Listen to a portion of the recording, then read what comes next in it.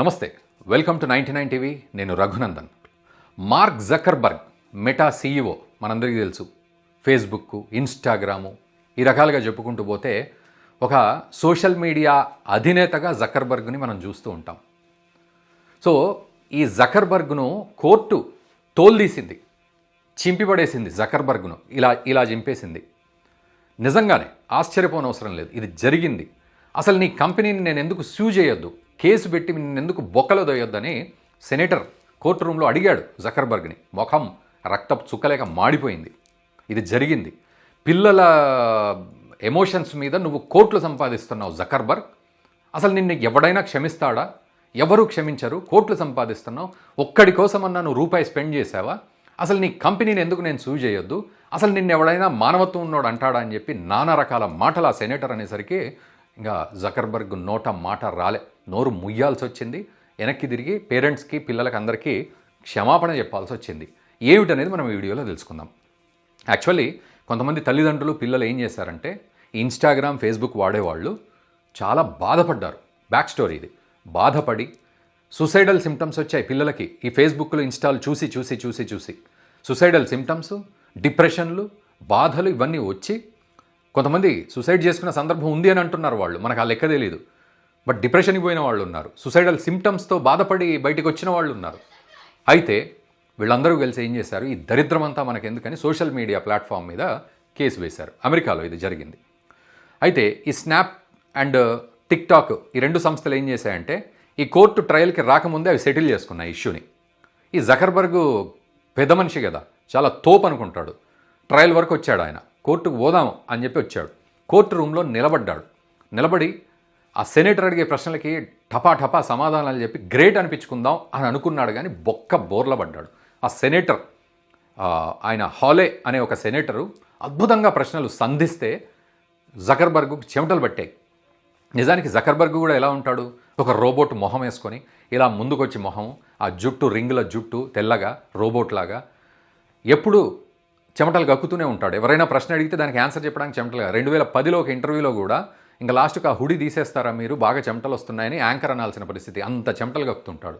మరి అది ఇంట్రోవర్టా, కాన్ఫిడెన్స్ లేకనా, లేకపోతే బేసిక్గా అతని శరీర తత్వం పక్కన పెడితే ఆ స్టైల్లో నిలబడతాడు అతను. సెనేటరు ఒక క్వశ్చన్ అడిగాడు, ఇన్స్టాగ్రామ్ నీ యొక్క ఆడియన్స్ని, ముఖ్యంగా 13-14 సంవత్సరాల పిల్లల్ని, వాళ్ళ మెంటల్ హెల్త్ని పాడు చేస్తుందా లేదా చెప్పండి అని అన్నాడు. అంటే లేదు అదేం లేదు మీరు ఏదో బుకాయిస్తున్నారు. కాదు, మీరు ఆన్సర్ చెప్పండి, ఎస్ ఆర్ నో. అంటే అట్లా కాదు, అదేనే మళ్ళీ ఎస్ ఆర్ నో అంటే నో ఎవిడెన్స్, అసలు ఎవిడెన్సులు లేవని జకర్బర్గ్ అంటాడు. ఎవిడెన్సులు లేవా?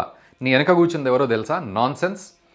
నీ వెనక కూర్చుంది నువ్వు కనిపెట్టిన, నువ్వు కోట్లు సంపాదించిన ఆ ఫేస్బుక్, ఇన్స్టాగ్రామ్ వల్ల ప్రాణాలు తీయించుకున్న పిల్లలు, వాళ్ళ తల్లిదండ్రులు, డిప్రెషన్కి లోనైన పిల్లలు, ఆ తల్లిదండ్రులు, సూసైడల్ సిమ్టమ్స్తో బాధపడ్డ బిహేవియరల్ ప్యాటర్న్స్ ఉన్న పిల్లలు, వాళ్ళ తల్లిదండ్రులు నీ వెనక కూర్చున్నారు. ఒక్క నాడన్నా నువ్వు ఆలోచించావా? ఇది నీకు అసలు కనీసం సెన్సు ఉందా? కోట్లు సంపాదిస్తున్నావు, ఒక్కళ్ళ కోసమన్న కంపెన్సేషన్ ఫండ్ ఏర్పాటు చేసిన సందర్భం ఉందా? అసలు నీకేమైనా మానవత్వం ఉందా? నీ వల్ల, నీ ట్విట్టర్ వల్ల, నీ యొక్క ఇన్స్టాగ్రామ్ వల్ల, నీ యొక్క ఫేస్బుక్ వల్ల వాళ్ళు ఎంత బాధపడుతున్నారో.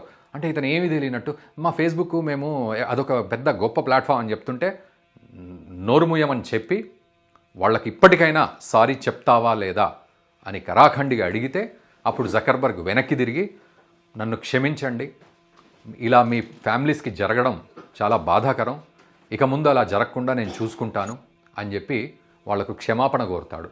కోరి వెనక్కి తిరిగాక సెనేటర్ మళ్ళీ అడుగుతాడు, అసలు నీ కంపెనీని నేను ఎందుకు సూ చేయొద్దు?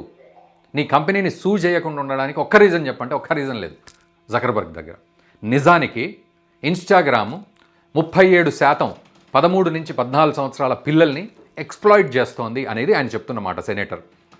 వాళ్ళు ఫోర్స్డ్గా న్యూడ్ కంటెంట్ చూడాల్సి వస్తుంది. 13-14 ఇయర్స్ పిల్లలు వాళ్ళ న్యూడ్ కంటెంట్ చూసి ఎక్స్ప్లాయిట్ అవుతున్నారు. కొన్ని రీల్స్ చూసి వాళ్ళు డిప్రెషన్కి లోనవుతున్నారు.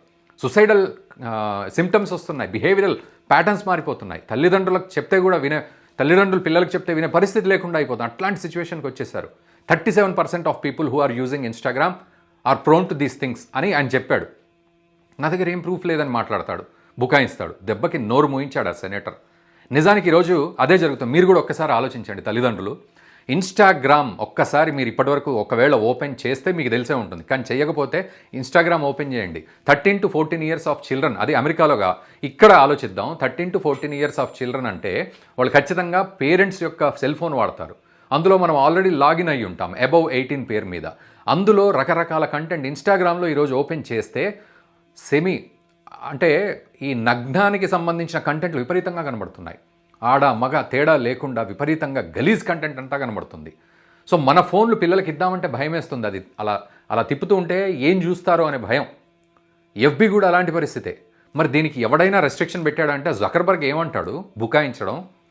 14 సంవత్సరాల లోపు వాళ్లకు, 13 సంవత్సరాల లోపు వాళ్లకు ఎంట్రీ లేదు అసలు అని బుకాయిస్తాడు. ఎక్కడ లేదండి ఎంట్రీ? ప్రతి ఒక్కడి సెల్ ఫోన్లో హ్యాపీగా వాడుకోవచ్చు ఫేస్బుక్ని, ఇన్స్టాగ్రామ్ని ఇప్పటివరకు కూడా. ఇంకా రకరకాల యాప్స్ వస్తున్నాయి, దరిద్రమైన యాప్స్, అవన్నీ కూడా వాడొచ్చు. అబవ్ 18 అని టిక్కు పెడితే చాలు. పిల్లలకు కూడా మనం ఇచ్చే ఫోన్లో అబవ్ 18 అని టిక్కు పెడితే చాలు, సిమ్ మన పేరు మీద ఉంటుంది కాబట్టి. సో ఏం వెరిఫికేషన్స్ ఏముండవు, డైరెక్ట్ కంటెంట్ వెళ్ళిపోతుంది. అది దరిద్రమైన అశ్లీలమైన కంటెంట్ అంతా చూస్తున్నారు. ఇలా 37% ఆఫ్ పీపుల్ ఎఫెక్ట్ అవుతున్నారు అనేది సెనేటర్ వాదిస్తే, నా దగ్గర ఏం ప్రూఫ్ లేదు, నోటికి వచ్చినట్టు వాగితే నాన్ సెన్స్ అని తిట్టి నిన్ను సూ చేస్తాం ఇట్లా కనుక చేస్తే, వాళ్ళకి క్షమాపణ చెప్పు అంటే దెబ్బకి వెనక్కి తిరిగి క్షమాపణ అడిగాడు జకర్బర్గ్. ఇది పరిస్థితి. దయచేసి తల్లిదండ్రులు పిల్లలకి సోషల్ మీడియా ప్లాట్ఫామ్స్ని చాలా రెస్ట్రిక్టెడ్గా ఉంచేటట్టు చూడండి.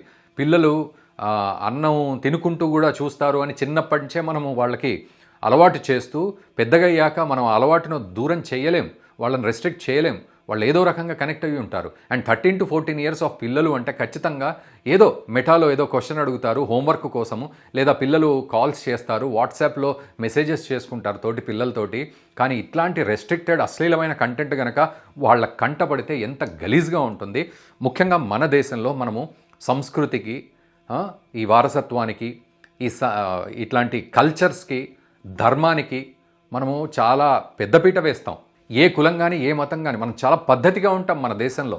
మన పద్ధతులు మనం కాపాడుకోవాలి అంటే ఇవి చాలా జాగ్రత్తగా వ్యవహరించాలి. వాడు ఏదైనా చెప్తాడు జకర్బర్గ్, నోటికొచ్చింది. బట్ మనం జాగ్రత్తగా ఉండాలి, మన పిల్లల్ని జాగ్రత్తగా చూసుకోవాలి.